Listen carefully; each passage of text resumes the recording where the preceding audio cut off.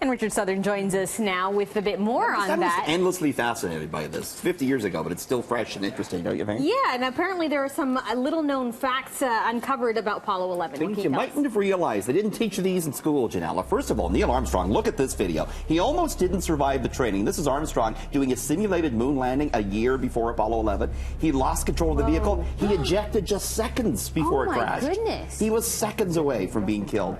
Another interesting fact, the then President Richard Nixon, he had this speech, Janella, ready to go in case Armstrong and Aldrin couldn't come back from the lunar surface. It was called An Event of Moon Disaster. It reads in part, quote, "The men who went to the moon to explore in peace will stay on the moon and rest in peace." Wow. Yeah, it goes on to say, quote, "They will be mourned by a Mother Earth that dared send their two sons, that send two of her sons into the unknown." He had that ready to go, Janella. I guess they had to prepare for the worst. It was a moment where the whole country was watching, the whole world, really. They didn't know about that for a while. This, what we're looking at here, the Apollo 11 crew, they signed autographs for life insurance. Nobody would give them life insurance because it was so dangerous. So they said, what are we going to do to take care of our families? They signed these postcards. They had friends postmark them, and they thought, hey, if anything happens, families can sell this for money. One of them did sell for as much as $30,000.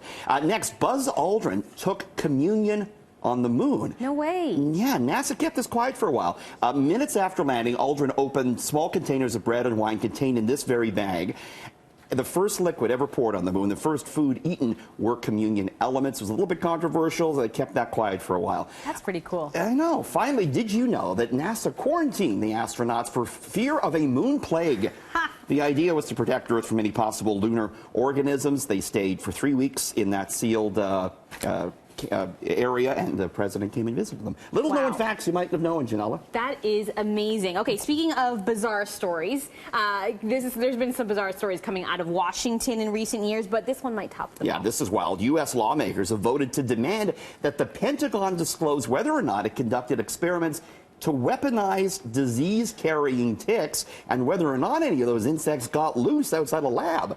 This follows a book that was released earlier this year entitled Bitten, The Secret History of Lyme Disease and Biological Weapons. It suggests a possible relationship between U.S. government experiments and the spread of Lyme disease. Yeah, now those claims have been questioned by experts who dismissed them, though the president of the Lyme Disease Association in the U.S. said uncovering any past experiments might help with current work to tackle the disease.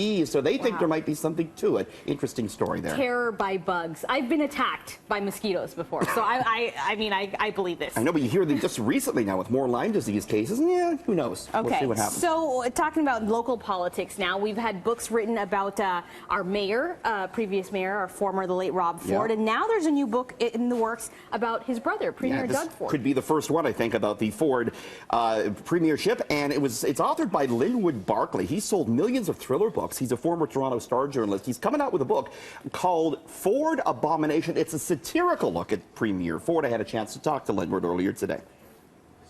It's about 15, 16 chapters on different topics. Like we have a chapter on of course, on autism. That chapter is called Autism, Walk It Off. Then there's going to be the Tailgate Medical Clinic. There's going to be Wheel of Misfortune. That's where various cabinet ministers can play a game to see which various services in Australia will have funding cut to them. You're obviously not a huge fan of the Premier. Are you writing this book, Linwood, for people like you, or do you hope Ford supporters will buy it? I think that if you're a supporter of the Premier, there's going to be somebody in your family who will want to buy it for you. Book comes out in October. He actually wrote one about Mike Harris back in 1998, Janella. Oh, very interesting. All right, so we'll have to see if it's as interesting of a read as some of the books about his brother. We will see. Okay, thanks so much, Richard. We'll talk to you again tomorrow. Thanks.